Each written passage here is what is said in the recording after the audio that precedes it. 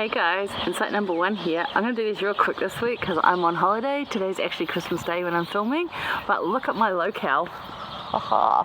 And there's a pool. Look at that. Look at the pool. Oh, so good. So anyway, this is the first week of our Old Testament study, and it's going to be a great study. I know it is. We're going to have some real fun this year looking at some of the stories that we know really well, and then some of the stories that we've never heard of before. So yeah, so, get seated. We're going to get to it. So this week's reading is Moses chapter 1 and Abraham chapter 3. My dear husband thought it was Moses 1 to Abraham 3. I'm like, no.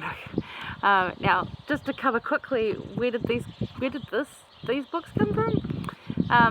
Moses was part of Joseph Smith's translation of the Bible. We did a little bit of that. If you remember this last year, we looked at that and how we studied that. Abraham specifically came off some Egyptian scrolls that were found. Now you've got to remember the Bible, and you've got to look at the history of the Bible. So I will direct you to the Gospel Topics essay, because they do it so much better. There's also great information in this week's Come Follow Me manual that talks about this. If you want to deep dive into where these books came from and why they're here, then I will direct you there, because we're here to talk about Christ, not the history of where stuff comes from, which I know sounds harsh. Okay, so this week we want to remember that we are numbered, that who we are, and that the Lord's work is also our work, and it's also God's work. It's the same work. And that when you say I am his, meaning Christ, it doesn't mean that you're his servant or his dog's body or whatever. You're treasured and you're real. It's like a family. It's like you say, that's my people. Those are treasures to you.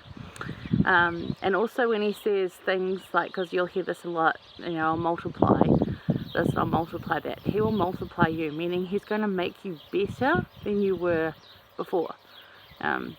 So it's not like you literally are going to become 2 of you or 3 of you. It's not that same multiplication. It's when you'll be added upon. You will get more.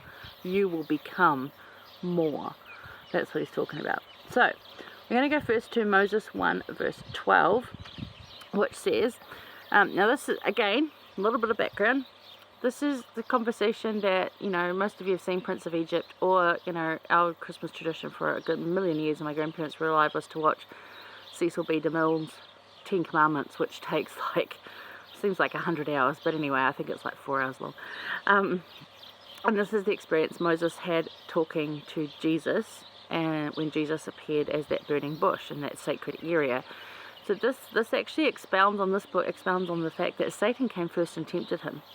Christ came, talked to him a little bit, told him to go there. Satan then came and tempted him, and this is what we read about. So in verse 12 it says, "And it came to pass that when Moses had said these words, behold, Satan came tempting him, saying, Moses, son of man, worship me."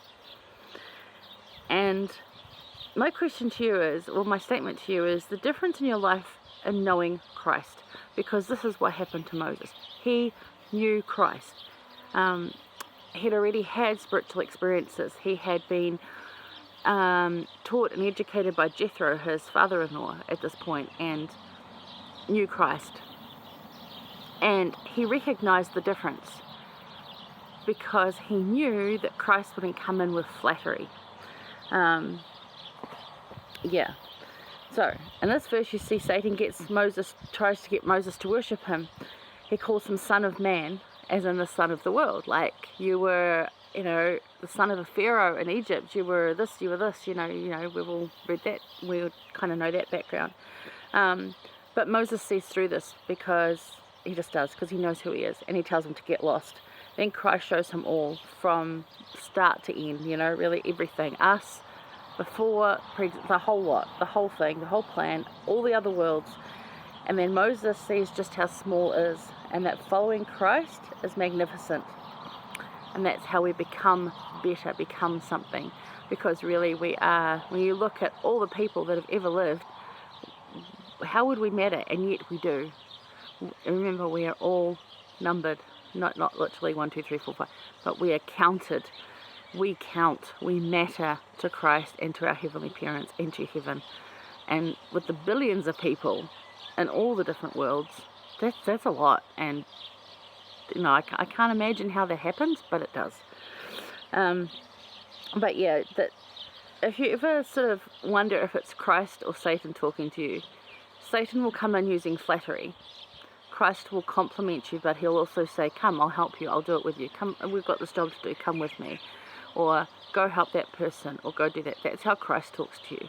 Satan will come in using flattery. He will tell you how handsome you are, how awesome you are at you know, all these different things.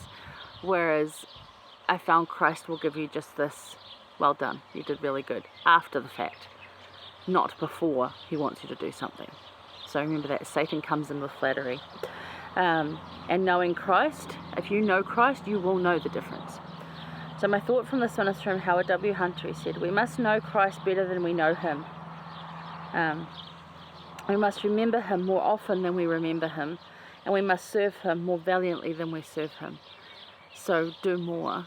Like President Nelson said to us, you know, get to know Christ better, strengthen that relationship, because you're going to need it.